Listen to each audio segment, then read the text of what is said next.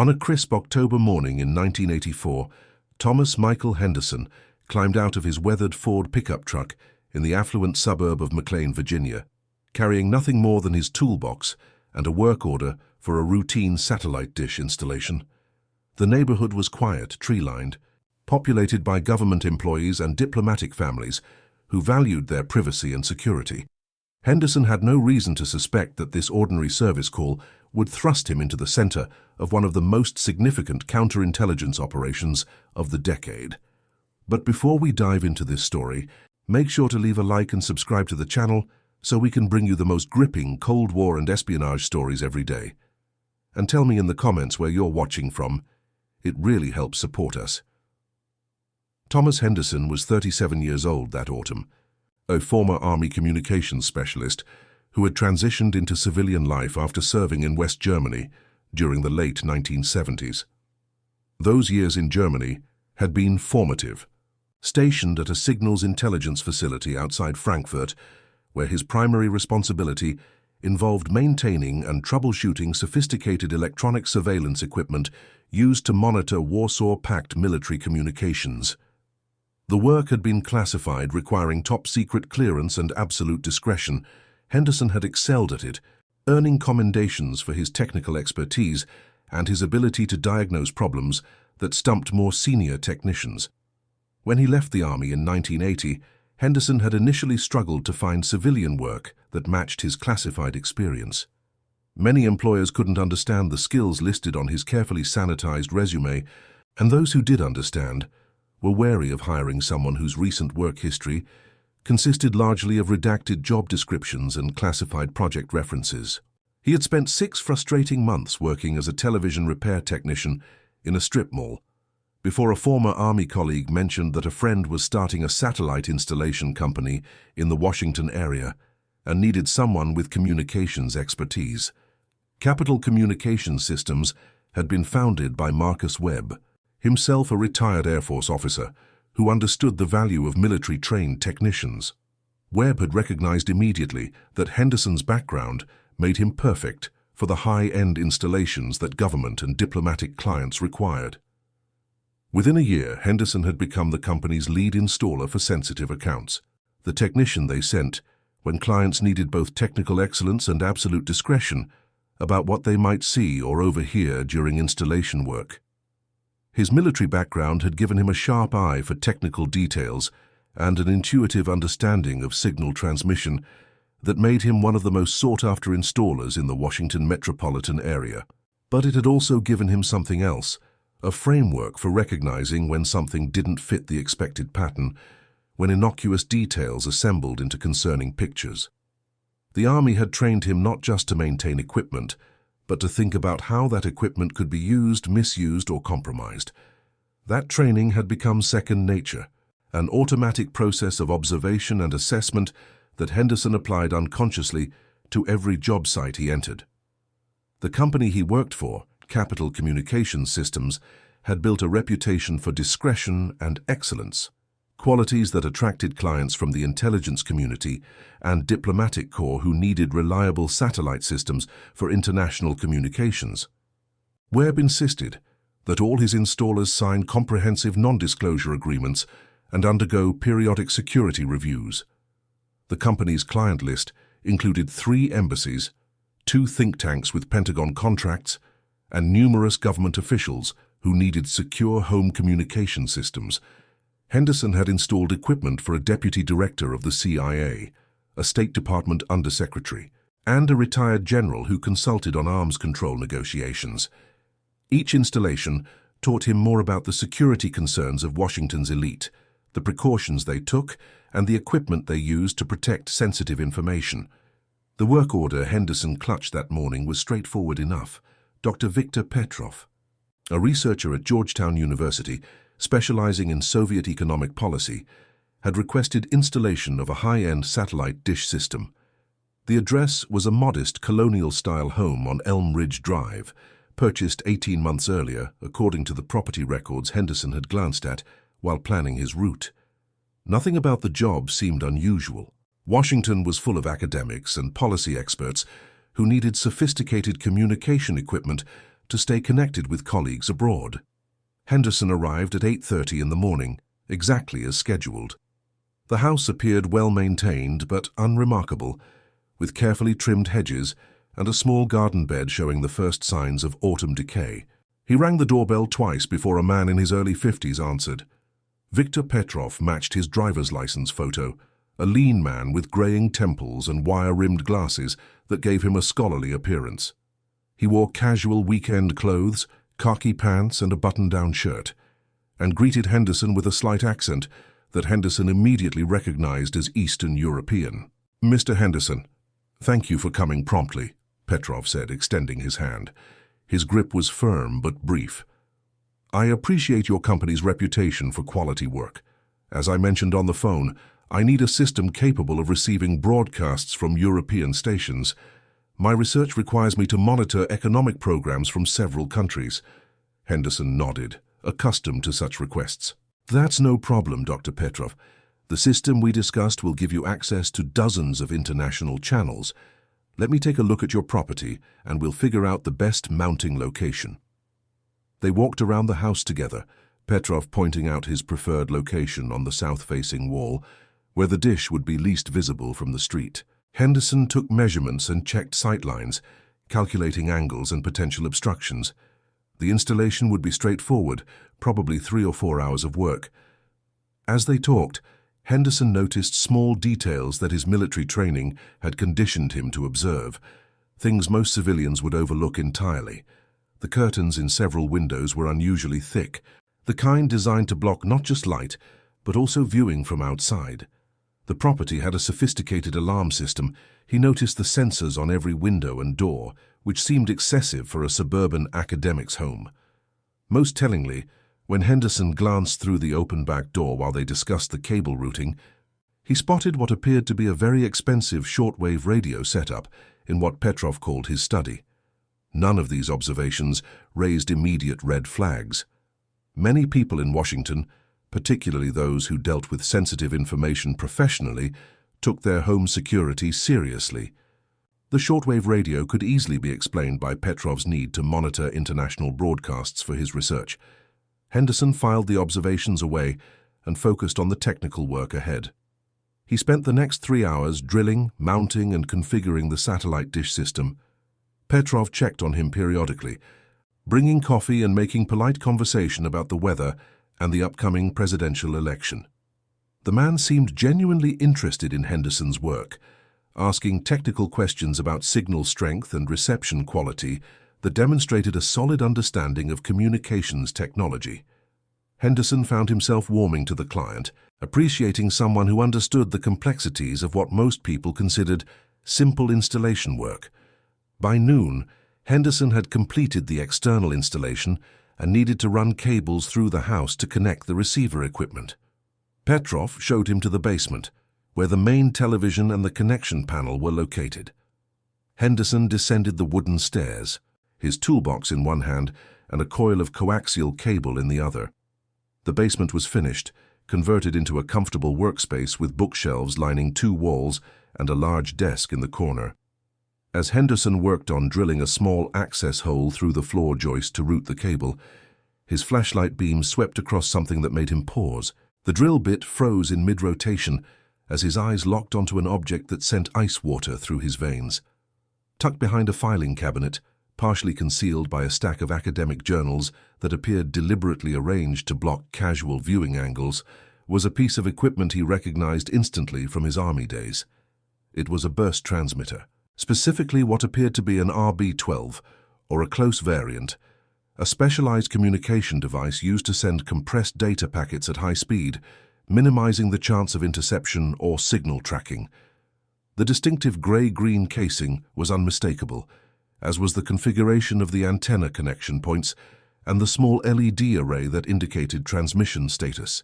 Henderson had spent 3 weeks in 1978 attending a classified briefing series in Germany, where counterintelligence officers had walked communications specialists through Soviet equipment designs, teaching them to recognize hardware that might appear during facility inspections or field operations. The RB-12 had featured prominently in those briefings. The instructor, A grizzled warrant officer, with 15 years of signals intelligence experience, had passed around photographs and technical diagrams while explaining how Soviet intelligence services used burst transmitters to communicate with operatives in Western countries. The technology was elegant in its simplicity. An agent would compose a message on a typewriter, photograph it onto microfilm, then feed the microfilm into the transmitter. The device would compress the entire message into a burst of radio signal lasting less than 2 seconds, transmitted on a frequency that changed with each use according to a pre-arranged schedule. The receiving station, typically located in a Soviet embassy or consulate, would capture the burst and decompress it back into readable text. The entire transmission happened so quickly that conventional monitoring equipment would register only meaningless static, if it detected anything at all.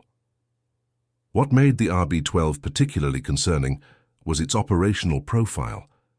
It wasn't equipment that Soviet diplomats or trade representatives would possess. It was specifically designed for deep cover operatives, agents operating without diplomatic protection, who needed to communicate intelligence data back to Moscow without exposing themselves to surveillance.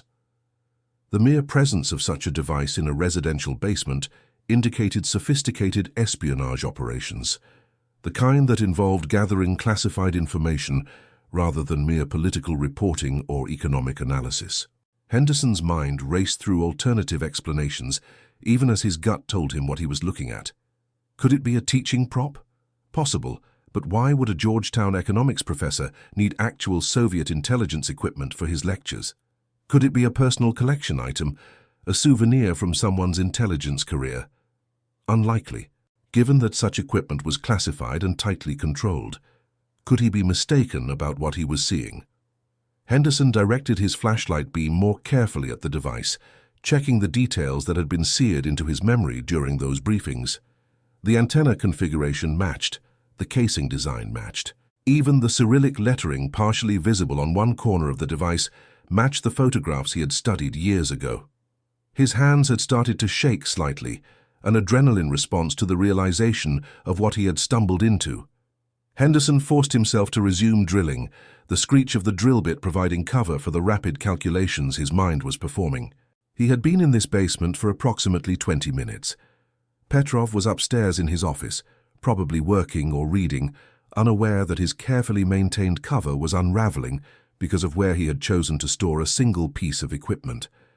The filing cabinet that partially concealed the burst transmitter suggested Petrov knew the device should be hidden, but perhaps he had grown complacent after years of operating undetected, or perhaps he simply needed the equipment accessible for regular use and had calculated that the risk of discovery during a satellite installation was acceptably low. Henderson finished the cable routing with mechanical precision, his body going through the familiar motions, while his mind grappled with the implications of what he had discovered. He thought about the training he had received, not just the technical instruction, but the security briefings that emphasized the ongoing threat of Soviet intelligence operations against the United States. Those briefings had painted a picture of a vast, sophisticated network of operatives working to steal American secrets, compromise government officials, and undermine Western security. At the time, sitting in a classified briefing room in Germany, that threat had seemed abstract and distant. Now, standing in a suburban basement in Virginia, it had become horrifyingly concrete. The most unsettling aspect was how ordinary everything appeared. Viktor Petrov seemed like a typical academic, with his rumpled professorial demeanor and his earnest interest in satellite technology. His house looked like thousands of other homes in the Washington suburbs, comfortable but not ostentatious, well-maintained but unremarkable. There were no obvious tells, no dramatic giveaways that would alert a casual observer to anything amiss. Only someone with Henderson's specific training and experience would have recognized the burst transmitter, and even then only because he happened to shine his flashlight in exactly the right direction, at exactly the right angle.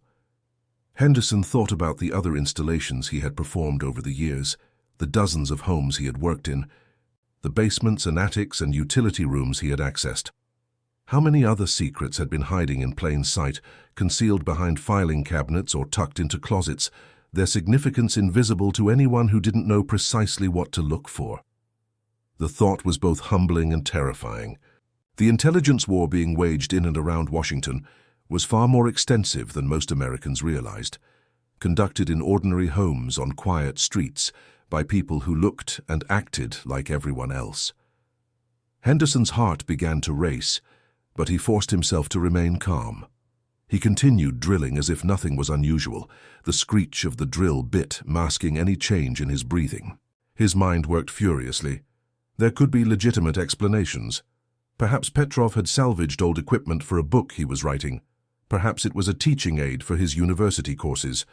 But combined with the other details he had noticed, the thick curtains, the excessive security, the sophisticated shortwave setup, the burst transmitter took on a more sinister significance. He finished routing the cable and returned upstairs, his professional demeanor unchanged. "All set with the cable run," Henderson said. "Now I just need to connect everything and run the system tests. Should take about another hour." Petrov smiled, seemingly relaxed. "Excellent. I'll be in my office upstairs if you need anything. Please let me know when it's ready." Henderson spent the next hour deliberately slowing his work, his mind racing through options. He could be wrong. Making accusations about a respected academic based on a glimpse of equipment he might have misidentified would destroy his reputation and possibly expose him to legal action. But if he was right, if Viktor Petrov was indeed a Soviet intelligence officer operating under academic cover, then every moment of delay could mean classified information leaving the country. He remembered a conversation from his army days with a counterintelligence officer who had told him that the FBI maintained a hotline for civilians who encountered suspicious situations. The officer had emphasized that they would rather investigate 100 false leads than miss one real threat. Henderson decided to trust his instincts. At 1:15 in the afternoon, Henderson packed up his tools and climbed the stairs to find Petrov. "All finished, Dr. Petrov. Your system is fully operational. Let me show you how to use the remote and access the programming menu." They spent 20 minutes going through the system features, Petrov taking notes and asking occasional questions. Henderson kept his voice steady and professional, betraying none of his internal turmoil. When the demonstration concluded, Petrov wrote him a check for the installation, adding a generous tip and thanking him for the excellent work. "If you have any questions about the system, just give us a call," Henderson said as he headed for the door. "We offer 24-hour technical support." Henderson drove 3 blocks away before pulling into a shopping center parking lot. His hands trembled slightly as he dug through his wallet for the emergency contact card his former army supervisor had given him years ago, a card he had never expected to use. The number was for the FBI's Washington field office. He fed quarters into a payphone and dialed, half expecting to feel foolish when someone answered. "Federal Bureau of Investigation, how may I direct your call?" The operator's voice was professional and detached. "I need to speak with someone in counterintelligence," Henderson said. "I may have information about a potential security threat." There was a brief pause. "Please hold." The next voice belonged to a man who identified himself as Special Agent Robert Driscoll. "Sir, this is a recorded line. Please state your name and the nature of your concern." Henderson took a deep breath and began talking. He described the installation job, the details he had observed, and most importantly, the burst transmitter in the basement. He expected skepticism, even dismissal, but Agent Driscoll listened without interruption, asking only occasional clarifying questions. "Mr. Henderson, what you're describing is very serious," Driscoll said when Henderson finished. "I need you to stay exactly where you are. Don't return to that address and don't contact the client for any reason. Can you give me your precise location?" Henderson provided the shopping center's address and description of his truck. "Am I in danger? Did I make a mistake by completing the installation?" "You did exactly the right thing by calling us," Driscoll assured him. "Stay where you are. Someone will be with you in 15 minutes. 23 minutes later, 2 FBI agents in an unmarked sedan pulled up beside Henderson's truck. They introduced themselves as Special Agent Driscoll and Special Agent Karen Matthews. Driscoll was in his mid-40s, with the careful, measured demeanor of a career investigator. Matthews was younger, perhaps 30, with sharp eyes that seemed to catalogue every detail of Henderson and his surroundings. They sat in Henderson's truck while he walked them through everything again, this time with more detail. Matthews took extensive notes while Driscoll asked probing questions about the equipment Henderson had seen, the layout of the house, and Petrov's behavior during the installation. "You're certain about the burst transmitter?" Driscoll asked. "These devices can look similar to other communications equipment." "I spent 2 years maintaining classified communications gear in Germany," Henderson replied. "I know what I saw. It was a Soviet-made RB-12 or something very similar. The casing design is distinctive."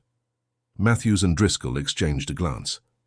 "Mr. Henderson, we're going to need you to come downtown with us," Driscoll said. "We need you to look at some photographs and provide a formal statement.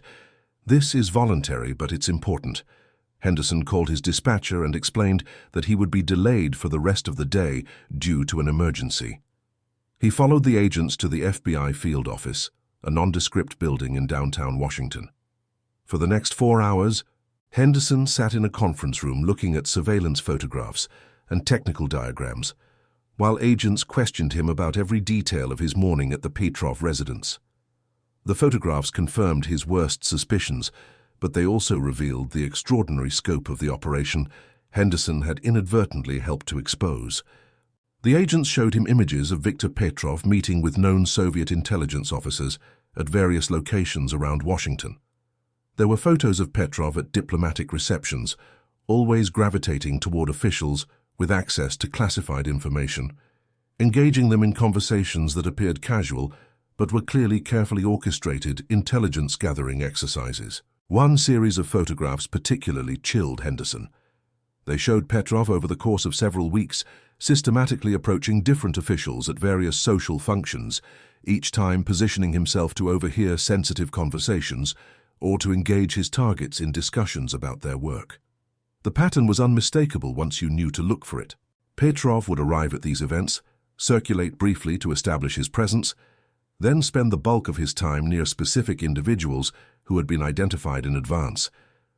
The FBI had been watching these interactions for months, documenting Petrov's techniques and tracking his contacts, but they had lacked the concrete evidence needed to obtain a search warrant for his residence. Most damning were surveillance shots, showing Petrov engaging in classic tradecraft, using car switches to evade surveillance, executing brush passes in crowded locations to exchange materials with other operatives, and servicing dead drops in parks where he would leave or retrieve packages, without making direct contact with other agents. These were techniques that no legitimate academic would ever need to employ. They were the hallmarks of professional intelligence operations, the methods taught at Soviet intelligence training facilities and refined through decades of espionage work. Agent Matthews walked Henderson through Petrov's history, or rather, through what the FBI had been able to piece together of a carefully constructed false identity. Dr. Viktor Petrov had appeared in the United States 4 years earlier on what appeared to be a legitimate academic exchange program. His credentials from Moscow State University checked out, his publications in Soviet economic journals were real, and his initial work at Georgetown had been competent, if not exceptional.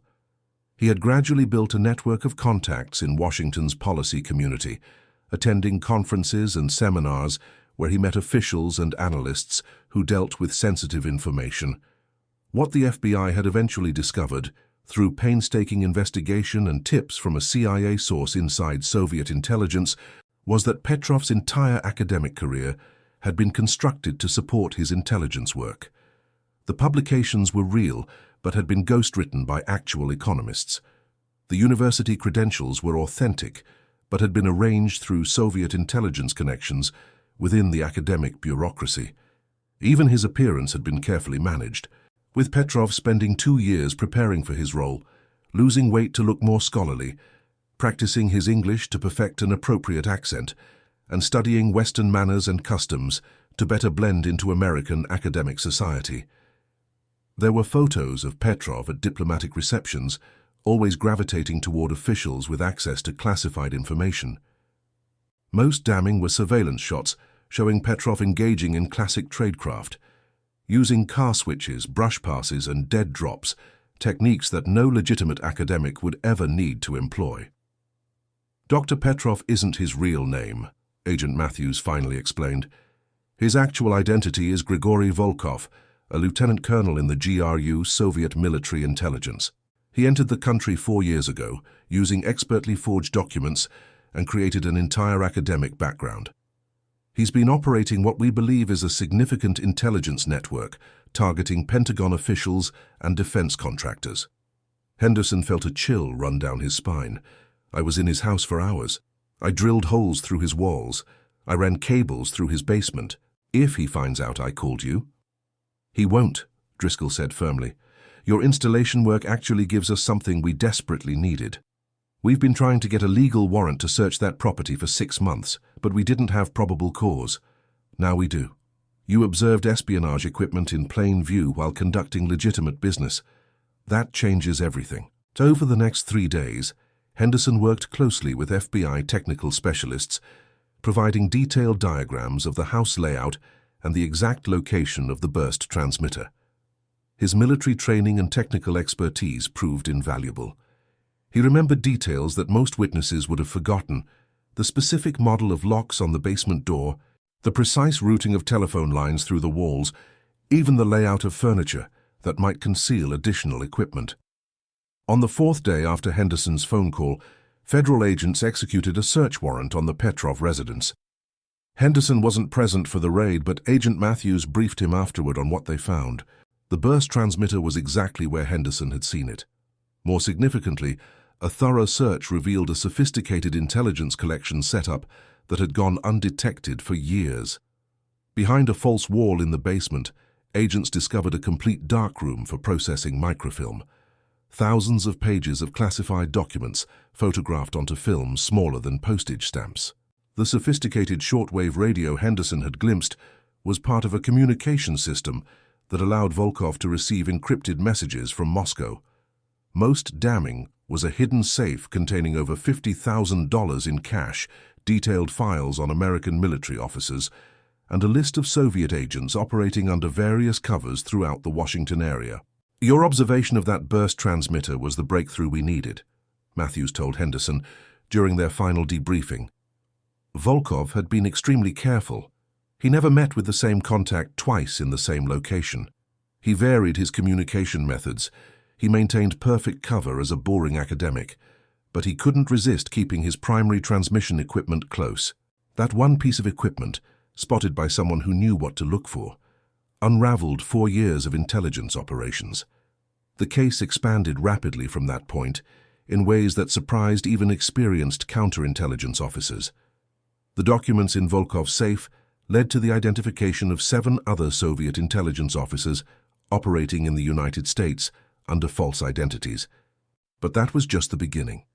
Each of those 7 individuals led to additional connections, creating a cascade effect that ultimately exposed more than 20 operatives and their American contacts.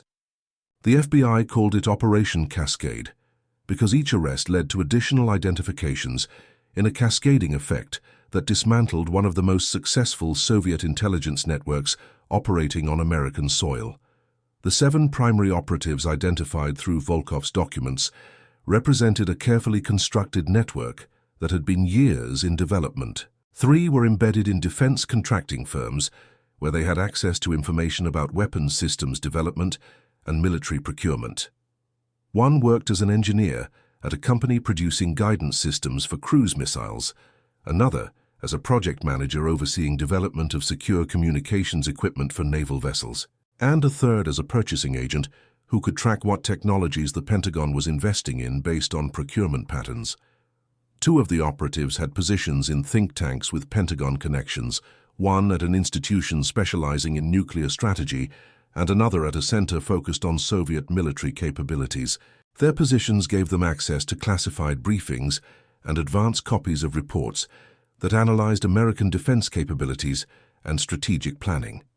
They attended seminars and conferences where officials spoke more freely than they would in formal settings, and they cultivated relationships with analysts and policymakers who sometimes shared information that should have remained restricted. The final 2 worked for telecommunications companies. positions that gave them insight into the communications infrastructure that connected government agencies and military installations. One had access to routing information for secure telephone networks, knowledge that could help Soviet intelligence identify communication patterns and potentially target specific lines for monitoring. The other worked in a facility that maintained satellite ground stations, giving him detailed knowledge of American satellite communication capabilities that was directly relevant to Soviet efforts to monitor or potentially interfere with those systems. What made the network particularly sophisticated was its compartmentalization. The operatives rarely had direct contact with each other, communicating instead through Volkov, who served as the network's coordinator and handler. Each operative knew only his own assignment and had no information about the others, a security measure that should have prevented the entire network from being compromised if one member was caught. But the documents in Volkov's safe, maintained against standard Soviet intelligence protocols, had listed all 7 operatives along with their contact information, cover identities, and operational assignments. It was a catastrophic security violation, the kind that would end Volkov's intelligence career and expose years of work to counterintelligence exploitation. The FBI's investigation revealed that the network had been active for nearly 5 years, systematically gathering information about American military capabilities and strategic planning. The intelligence they collected had been transmitted to Moscow through multiple channels, burst transmitters like the one Henderson had discovered, dead drops serviced by Soviet diplomatic personnel who had immunity from prosecution, and even through coded messages placed in newspaper classified advertisements. The network had operated successfully for so long because its members were patient and disciplined, never taking risks that might expose them, always maintaining their cover identities with meticulous attention to detail. Henderson learned these details gradually over the weeks and months following his initial discovery. Agent Driscoll and Agent Matthews kept him informed of the investigation's progress, partly because his cooperation might be needed for testimony if any cases went to trial, but also out of recognition that Henderson deserved to understand the full significance of what he had uncovered. Each briefing revealed new layers of complexity, new connections that investigators had traced, new revelations about how extensively Soviet intelligence had penetrated American society. The operation remained classified for years, not just from the public but even from most government officials. Henderson returned to his work installing satellite systems, bound by a non-disclosure agreement that prevented him from discussing what had happened even with his family. The secrecy was necessary because many aspects of the case involved ongoing intelligence operations. The FBI had not arrested all the operatives identified through Volkov's documents. Some had been left in place and monitored, their activities providing insights into Soviet intelligence priorities and methods.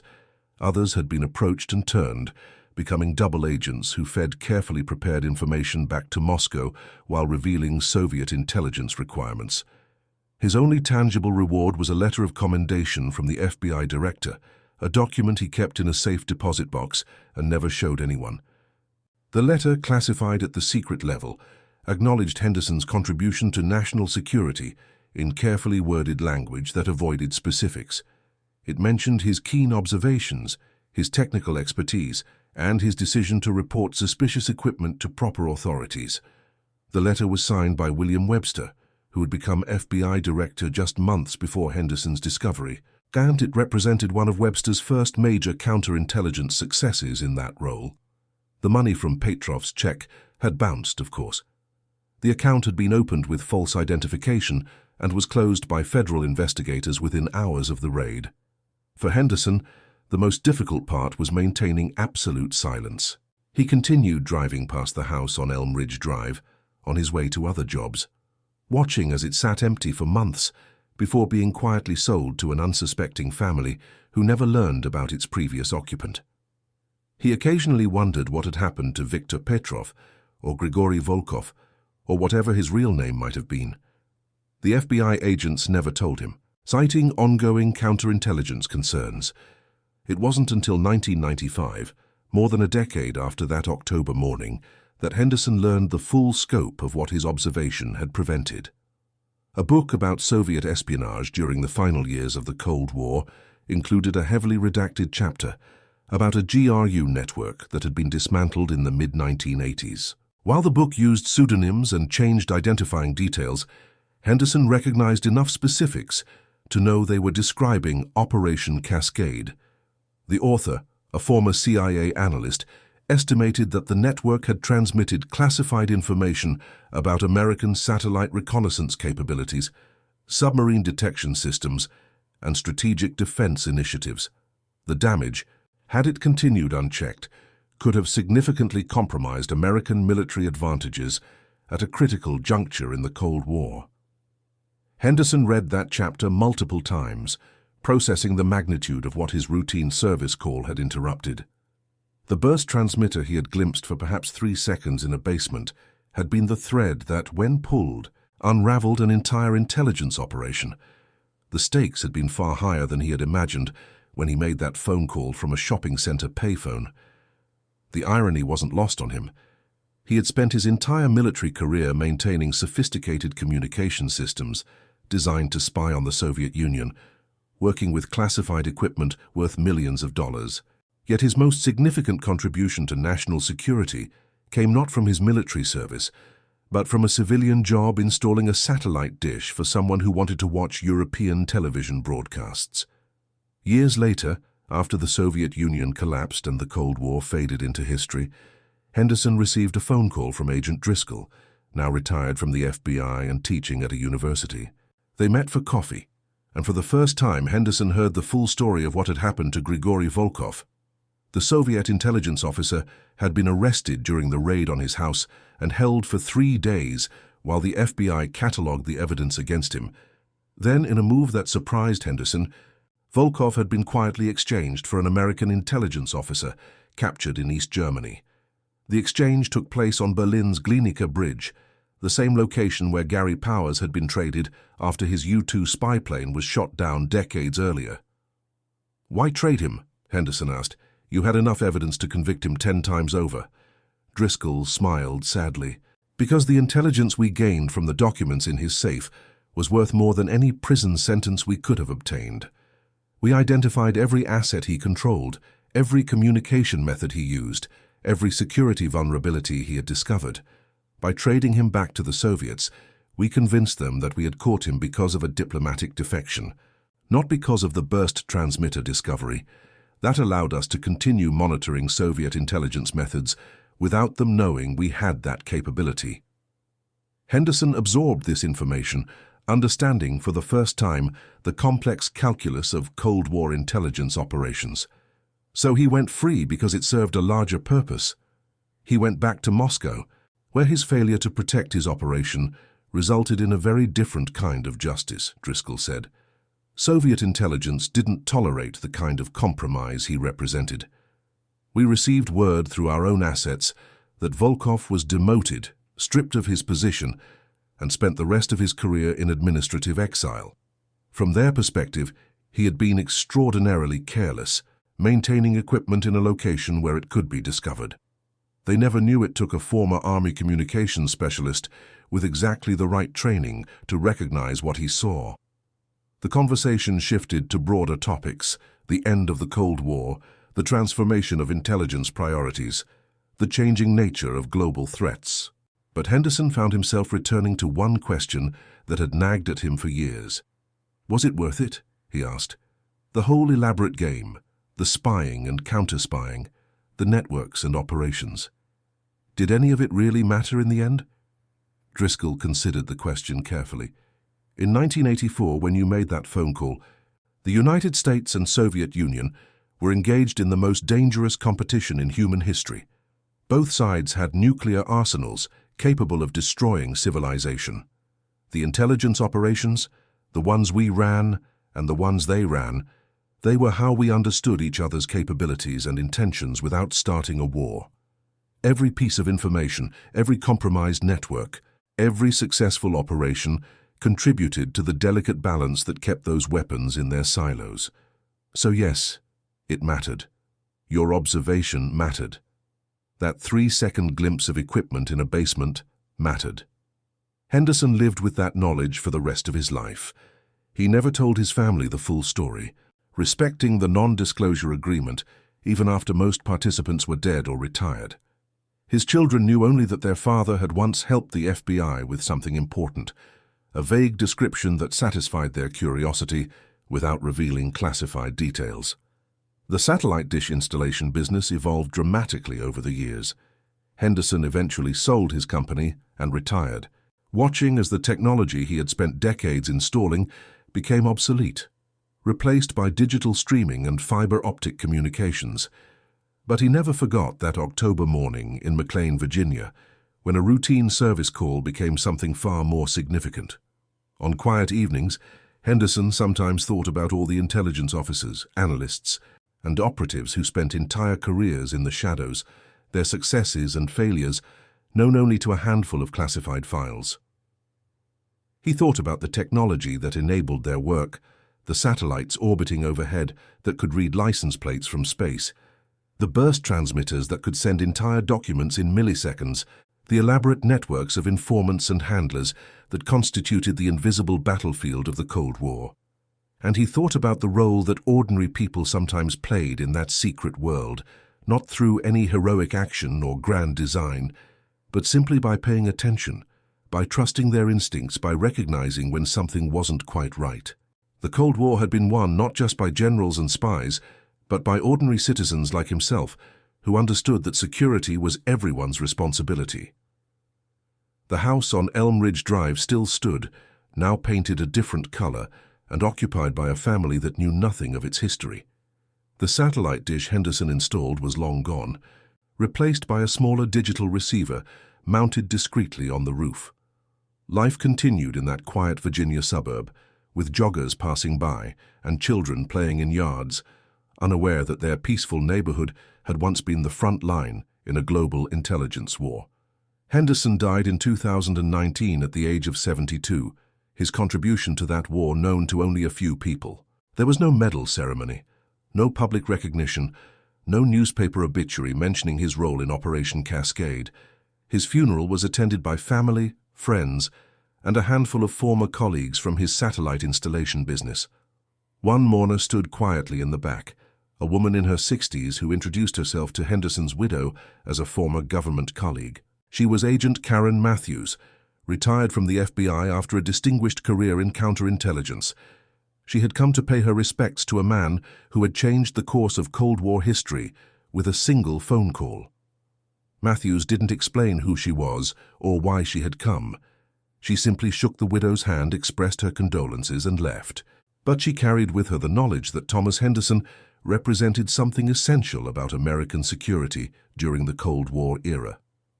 Not the glamorous world of international intrigue depicted in movies, but the unglamorous reality of trained professionals doing their jobs, noticing details, and acting on their observations even when doing so was inconvenient and potentially dangerous. The burst transmitter that Henderson spotted in Grigory Volkov's basement was eventually displayed at the FBI's training academy in Quantico, Virginia, though the exhibit plaque mentioned nothing about how it had been discovered. Young agents studying counterintelligence walked past it hundreds of times, learning about Soviet intelligence methodology and communication security, never knowing the real story of how a satellite dish installer's keen eye had led to its seizure. In the years after the Cold War, as archives opened and secrets declassified, historians pieced together the scope of Soviet intelligence operations in the United States during the 1980s. They documented the year of the spy in 1985, when multiple Soviet networks were exposed and rolled up by American counterintelligence. They wrote about the Walker spy ring that compromised naval communications, about Aldrich Ames who betrayed CIA operations, about the systematic penetration of American defense and intelligence agencies by Soviet intelligence services. But Operation Cascade remained largely classified, its details locked away in files that might not be opened for decades. The few historians who discovered references to the operation in partially declassified documents noted it as a significant counterintelligence success, but could never determine exactly how the FBI had identified Volkov or what led to the breakthrough that dismantled his network. The answer, that a civilian technician with military training had recognized Soviet equipment during a routine house call, was too mundane to make it into most accounts of Cold War espionage. Yet it was precisely that mundane reality that characterized much of the Cold War intelligence struggle.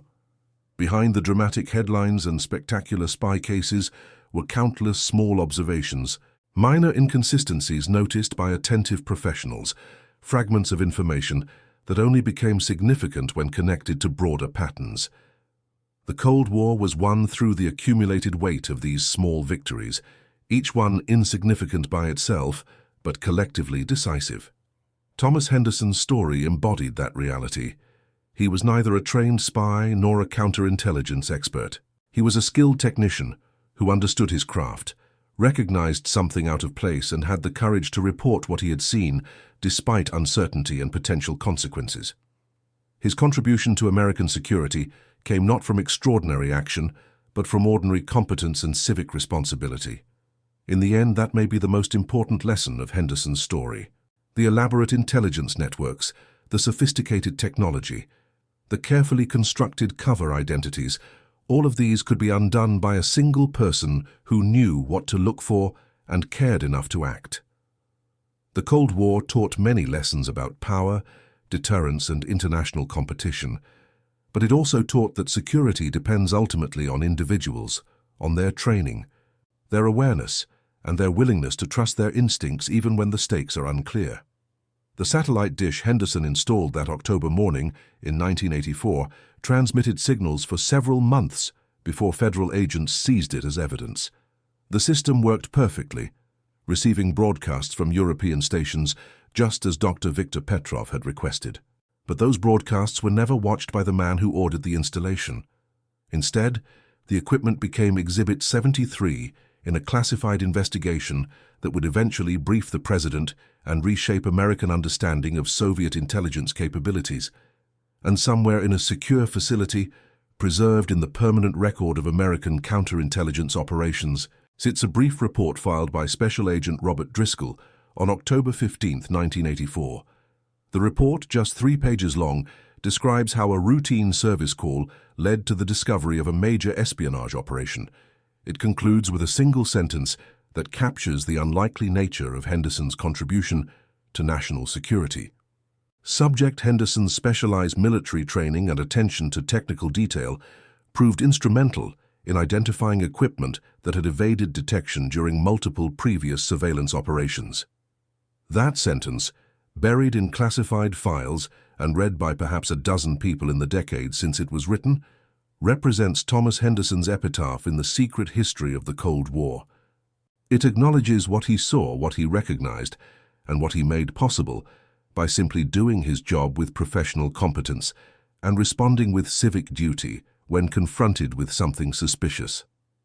The Cold War produced countless stories of espionage and betrayal, of elaborate operations and spectacular failures, but it also produced quieter stories like Henderson's, stories of ordinary people whose small actions had outsized consequences. These stories rarely made headlines and seldom appeared in memoirs or historical accounts. They existed instead in classified files, known only to the handlers and analysts who understood their significance. Thomas Henderson never sought recognition for his role in Operation Cascade. He simply wanted to install satellite systems, serve his clients professionally, and live a quiet life. That he accomplished all of this while also helping to dismantle a significant Soviet intelligence network speaks to the unpredictable nature of Cold War espionage, where the most significant breakthroughs sometimes came from the most unlikely sources. The suburban house, the routine installation, the momentary glimpse of equipment, the phone call from a shopping center payphone. These mundane elements combined to create a counterintelligence success that protected American secrets and compromised Soviet operations at a critical moment in the Cold War. It was a reminder that vigilance comes in many forms, that expertise matters, and that ordinary citizens can play extraordinary roles in their nation's security simply by paying attention and acting on what they observe. And that concludes our story. If you made it this far, please share your thoughts in the comments. Don't forget to subscribe for more incredible stories and check out the video on screen. I'm sure you'll enjoy it. See you next time.